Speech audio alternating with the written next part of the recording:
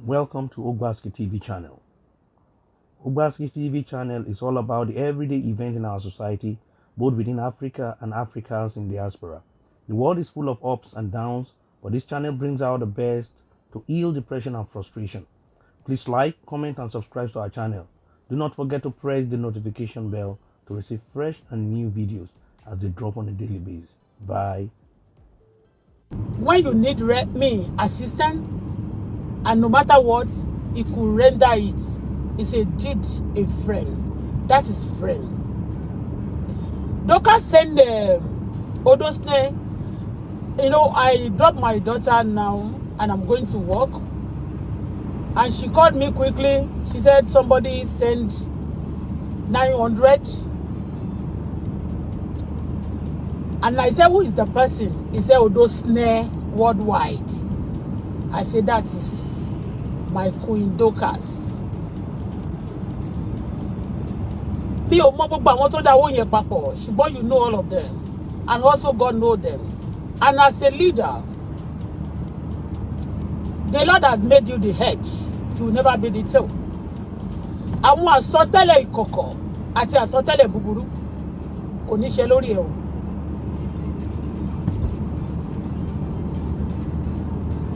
I don't see people before. I don't see you like. Although my spirit never crossed so serious about you. I tell you, my spirit never crossed so deeply into you. But I pray for you. God will pay you back. Oh, the Nifiregba. Nifiregba. Ọlọ́run yóò máa increase ẹ ni. Gbogbo yín tẹ́ dáwó náà papọ̀ 900 pẹ̀lú yàtọ̀ sí tàná ìkan 200 tàná 7 something plus 200 ìkan 900 almost 2000 ó kàn dín gbẹ̀rẹ̀wẹ̀rẹ̀ ní 2000. Ní ọjọ́ náà tí mo bèrè owó lọ́wọ́ ẹ̀ náà tí ò fún mi àwọn èèyàn gbà tí mo jáde mo ló dùn mí àwọn èèyàn ní a lot of people call pè mí wọ́n ní nǹkan tó ṣe yóò dáa. Mo ní kí ni kí n ṣe mo ní it's not any yìí kò ń ṣọmọ mi direct kò ń ṣọmọ mi orí Facebook ló ti mọ̀ mí ni mo ti rí ló ti rí mi for the first time mi ò dẹ̀ ṣoore fún rí mi ò ṣoore fún rí kọ́ má bàa sọ wípé yàtọ̀ sí pé bóyá wọ́n pray fún yàn ẹ ti understand bẹ́ẹ̀ yẹn kò mọ̀ mí personally ẹ ti get mo ní àwọn tí mo mọ̀ rí bí mo ṣe máa ń sọ̀rọ̀ mi rèé o mo ní àwọn tí mo mọ̀ rí àwọn tó jẹ́ kí n sunkún àwọn ọ̀rẹ́ mi tí mo pè lọ́rẹ́ ni tí wọ́n ń ṣọ̀rẹ́ àwọn èèyàn tí mo rò pé mo lè fi ọkàn tọ́ ni wọn kì í ṣe èèyàn tí èèyàn lè fi ọkàn tọ́ mo ní tí mo ṣe sọ fẹ́ tí mo ń sọ fẹ́ nìyẹn jẹ́ náà ni o that was what I was telling all of them that was calling me you don't need you are only a coward and this and that. I say I am not a coward. I expect anything from anybody. Because the people have trusted, the people have loved, people have, I use a lot of àti òyìnbó níjọ́ náà pé they disappoint me. So why should I be expecting so much from this girl? And she's a girl, don't dàbí ọmọ, the age ọmọ mi ni. So ọmọ gan ó ti ṣe a lè torí ẹ̀ sọnù, a lè torí ẹ̀ jáde ká máa bínú ká máa ṣe pé tá bá ṣe mistake gan ṣe a máa yí padà. You understand? When people are talking, who is your friend?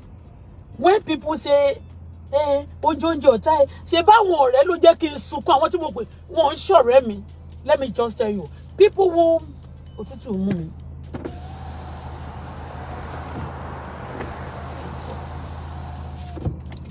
Àwọn èèyàn tèmi rò pé they are friends tí mo mú lọ́rẹ̀ẹ́ tí wọ́n actually wọ́n yàn wọ́n fún mi kì í ṣe ẹjọ́ wọn lè gòrò fẹ́ lómi o but wọ́n yàn wọ́n fún mi wọ́n gbé wọn dìde fún ìrànlọ́wọ́ mi ṣó ti yé yín àwọn the good Samaritan ẹni tí ọlọ́ṣà ṣá lọ́nà ọlọ́ṣà ló ṣá pásọ̀ ò dìde fún ó kọjá ń bẹ̀ ará ìlú náà ọ̀pọ̀lọpọ̀ ní ò dìde fún but ẹnìkan bọ̀ láti Samaria òun ló dìde ló wá ṣe àánú fún ṣó ti yé òun gangan ní ọ̀rẹ́ rẹ̀ òun gangan ni ọ̀rẹ́ ẹni tó wà ní ìdùbúlẹ̀ yẹn ó ti yé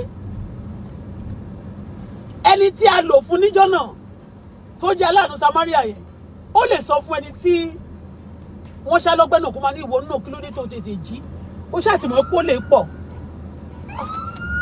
okay sorry a máa ń yà fún àwọn mọ́tò gbogbo ambulance emergency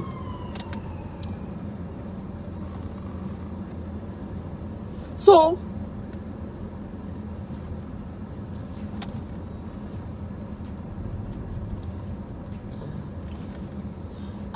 as I was saying torí mo ti fẹ́ débi iṣẹ́ sí ẹni yẹn náà lè ti máa sọ fún pé ìwọ náà kí ló dé tó gba bẹ̀ yẹn ó ti mọ̀ pé àwọn ọlọ́ṣà wà ń bẹ̀ yẹn ìrìnkúrìn náà ni ẹ rí pé ẹni tí ó ṣe àánú fún Good Samaritan yẹn ẹ rí pé ó lè máa sọ̀rọ̀ ni a máa sọ pé ìwọ náà kí ló dé tó gba bẹ̀ yẹn but wọn ò kọ ọ̀rọ̀ tó sọ sílẹ̀ tí ò dáa wọn ò kọ gbogbo àwọn complaint tó give tí ò dáa wọn ò kọ gbogbo excuses ẹ̀ sílẹ̀ tí ò dáa ohun tó ṣe tó dára òun nìkan la kọ fún pa ẹ̀ ipe òun náà nìkan ló dúró láti ṣe kíni láti ràn lọ́wọ́ láti ṣàánú fún ó ti yé bẹ́ẹ̀ yẹn so when you do good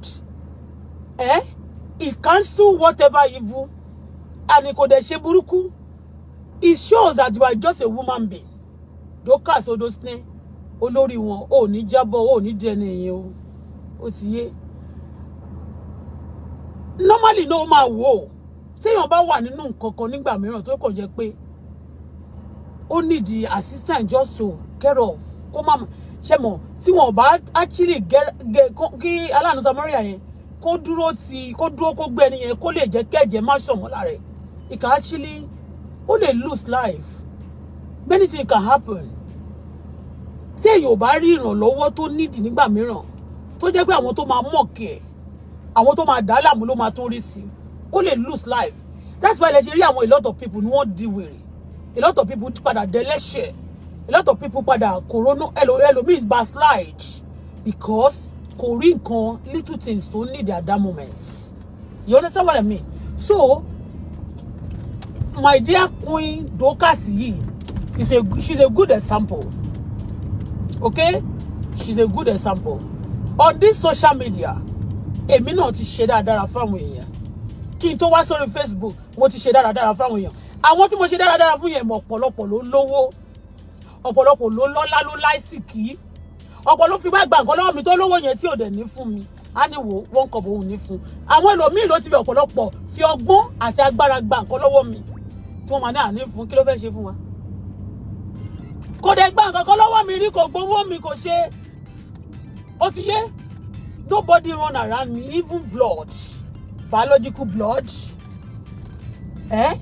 won't run around me but she run around me she sent me yesterday almost 1,000 today 900 this morning as I was talking bí mo ṣe torí ẹ̀ mo ṣe sáré jáde báyìí o bí mo ṣe ń lọ bí iṣẹ́ yìí ni wọ́n pè mí pé